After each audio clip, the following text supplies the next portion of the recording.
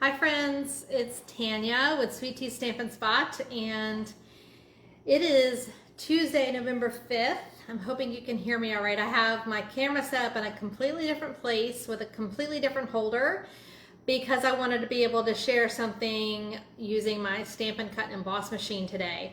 So it is no longer in the 2 o'clock hour. I usually try and come live sometime in the 2 o'clock hour on Tuesday, and that's Eastern time. So I guess if you're in Central, it's 2 o'clock, but it is currently a little after, like right at 3 o'clock here on the East Coast. And I'm here to share my Tuesday tip with you. So Sweet Tea's Tuesday tip, that's where we're at. And it is a busy day today. I have both my boys home today and playing mom Uber for one of them who wanted to go to the ice skating rink. So I have to go pick him up shortly. But I just wanted to come on and do a fun tip that I think is super helpful, that I have known about and I have used here and there over the years. Again, I've been stamping for over 22 years, but a demonstrator for over 21 years.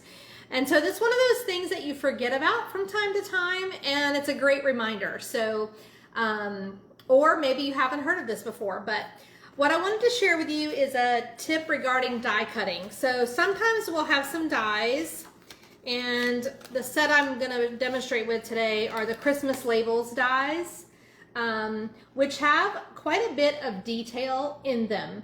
Especially this one here.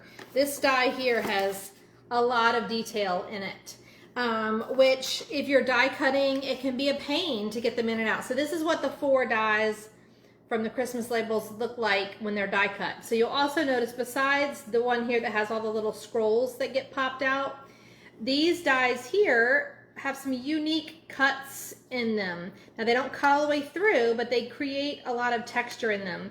So these are a die set that's currently available in the Holiday Mini catalog. It is also available with a stamp set called Christmas Labels. Hello Cheryl, thanks for popping on. I'm a little behind today, but it's been a busy day.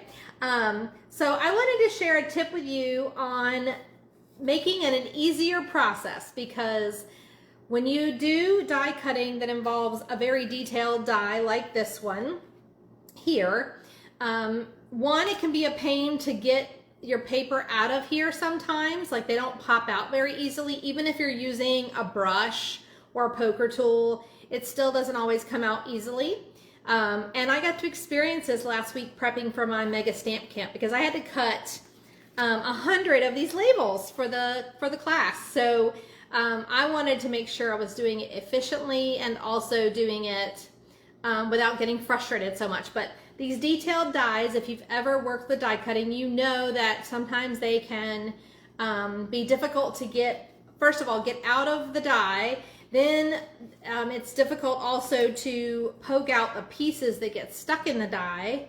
And you've got to poke them out before you run it through again, because if you cannot let them build up, because then it will stop cutting especially the detailed parts of it. So this is my reminder, is to use our friend, the wax paper.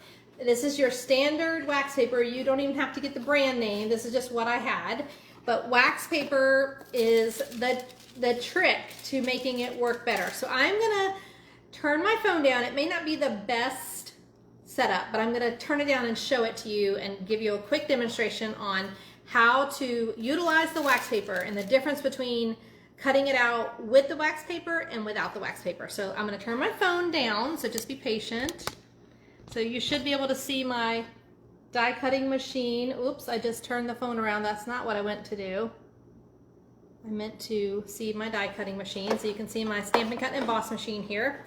And what I'm going to do is, I've got my standard plates ready to go. And I'm going to show you, and I'm just using a piece of basic beige cardstock here, and I'm going to take that detailed die, the one that I was talking about earlier, and I'm going to show you what happens when you cut it out regular. So I'm going to be cranking this through like normal, just one time through. And sometimes with detailed dies we tend to go back and forth and back and forth, but I'm just going to put it through once. And this one actually did pretty good this time. It popped out pretty good. Probably because I've been using wax paper on it. But see, you've got all these pieces that you have to pop out now, but it doesn't always come out of the die very well. So there are still some pieces in there, so I'm gonna poke those out with my poker tool. But let me show you when you do it with the wax paper. So I just tore off some of the wax paper, and then I'm gonna place that there. And I'm gonna do it with this one, and I'm also gonna do one of the other dies just to show you an example. So as an example, these dies here, it has a lot of cut and score marks as part of this die. So I'm gonna do that one simultaneously. So I'm just gonna so again, lay your cardstock down first, then your piece of wax paper. Make sure I show you that. Cardstock first on your stack, then your piece of wax paper, and then your die goes on top of that. And then your last clear plate will go on top of that to run through the machine. So let me show you that.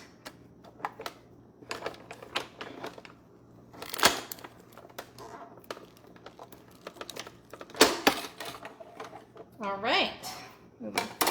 So when it comes out, it already kind of falls away from the paper here, and it's pretty much clean through there. Same with this one. And then I'm gonna peel off the wax paper here. And then my label is cut nicely. Now you do now have a layer of wax paper on here, so you get to peel that off as well. But it's a really nice cut there and gets all the details of that die. And then this one, the same thing. Peeling it off my board there, and then you peel off the wax paper, and then these come out much easier as well. Sometimes you have to just work with your little fingers, or if you want to use a little tool, but then these just pop out as well. And that's what you got. So then you can poke these out. I'm not going to do all that right now in front of you on the video, but the wax paper, you just throw that part away and you crank some more. So it just helps with especially these very detailed dies that have a lot of pieces to pop out. And don't forget about that wax paper. It's a simple little trick and a simple tool, but I just want to make sure I shared it with you today. So thank you for joining me today for Sweet Tea's Tuesday tip, and I look forward to seeing you next time. Bye-bye.